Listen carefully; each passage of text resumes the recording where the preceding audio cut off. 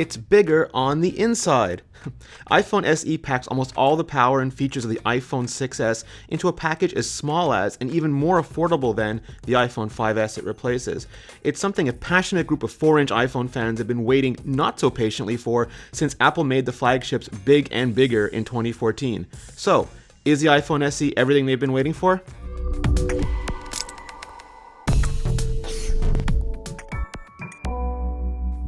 I used a 4-inch iPhone from when Apple introduced iPhone 5 in 2012 until the company introduced iPhone 6 Plus in 2014. Since then, I've always kept one handy for testing, and I switched back to it for a week or so earlier this month so I could reacquaint myself with it in anticipation of the SE. In other words, I'm familiar with how the size and shape feels, how the internet and apps look at the smaller scale. Little of that changes here. The chamfered edges are matte rather than polished. The 6000 series aluminum has a stainless steel Apple logo inset iPhone 6s style on the back, and there's subtle SE branding beneath it. There's also a new rose gold finish to go along with the silver, space gray, and gold. That's about it. For some, the harder edges might come off as anachronistic in the age of curvier, more uniform iPhones. For others, this design is iconic in the tradition of Leica and Braun. Either way, iPhone SE is as easy to hold and use one-handed as ever. It simply slots right into my palm, even as my thumb easily arcs from corner to corner. Everything's a compromise though. With iPhone SE, what you gain in on-the-go usability, you do lose in display real estate. At 4 inches, you can't fit and see anywhere nearly as much content on an SE as you can on the 1334 by 750 iPhone 6s, or the enormous by comparison 1920 by 1080 iPhone 6s Plus. You don't get as much interface, you don't get as much text, and you obviously don't get the Plus's 2-column view and landscape. What you do get is a phone you don't have to juggle or resort to reachability mode to use. That's especially useful for when you're walking around, carrying things, or simply hurrying about your day. You also don't get 3D touch. That's the pressure-sensitive technology found on Apple's iPhone 6s. It's a disappointing omission, even though iPhone SE is technically a special edition iPhone 5s rather than a shrunken iPhone 6s. It won't matter to some, but to others it'll be a deal breaker, or at least make it a tougher decision for those who really want both. iPhone SE is powered by Apple's custom A9 system on a chip. All that silicon behind so few pixels results in what can only be likened to an F1 race car experience, or maybe a Superleggera or a 911R. I digress. Thanks to the integrated M9 coprocessor, you also get the same low-power motion sensing as you do on the iPhone 6s, as well as Hey Siri, even when unplugged. That makes it super convenient to control your iPhone SE simply with the power of your voice. Storage starts at 16 gigabytes, which will no doubt have tech reviewers rolling their collective eyeballs so hard. For mainstream customers though, the 64 gigabyte model should be the go-to. Apple claims 14 hours of talk time along with 13 hours of internet and video playback, 50 hours of audio, and 10 days of standby.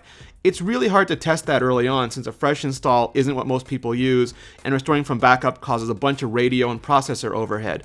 I'll be keeping an eye on it though, and will update with my findings, including whether or not I can keep up with sustained Facebook drain. The other big improvements in this small package is the camera system. iPhone 5s had a cutting-edge camera for its time, but times have changed. We now live in the era of iPhone 6s-style deep trench isolation and focus pixels. iPhone SE's updated 12-megapixel iSight camera offers both. There's also 1080p video at 60 frames per second and 4K at 30 frames per second, making iPhone SE a first-class movie shooting experience. The FaceTime camera is the same sensor as the iPhone 5s, but does benefit from the new image signal processor and from Retina flash. I'm not sure why it didn't get a bump to an iPhone 6s level 5 megapixels, because selfies really are a thing and really do need a better camera. Live photos are also here though. They combine an image with a video, so your memories have motion and sound attached.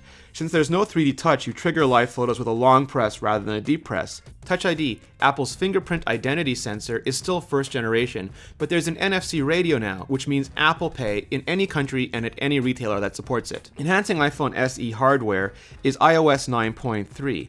In addition to everything released last fall, there are new features like Night Shift, the ability to lock notes, greater personalization for Apple News, recommended apps in health, and CarPlay now has Apple Music's new and For You sections, as well as Nearby for maps. iPhone SE is available for $399 for 16GB and $499 for 64GB. With new payment options, that can be less than a few fancy cups of coffee a month, at least in the US. I'll be ordering the 64GB rose gold. I don't think I'll be staying at this size for anything more than a few weeks, but I'm thrilled that this is pretty much the not-so-secret love child of the 6S and 5S. I suspect for many of you, Apple had you at A9, 12 megapixels, 4K, Apple Pay, and a 4-inch iPhone. If even 10 to 20% of iPhone owners have been waiting on a smaller iPhone to upgrade, that's tens of millions of now very happy customers. For Android owners who've developed a distaste for tablet-sized phones and found themselves bereft of great, small choices from the not Apples of the world, iPhone SE is likely to be a breath of fresh air as well. Even first-time buyers turned off by the idea of a giant phone in their pockets or purses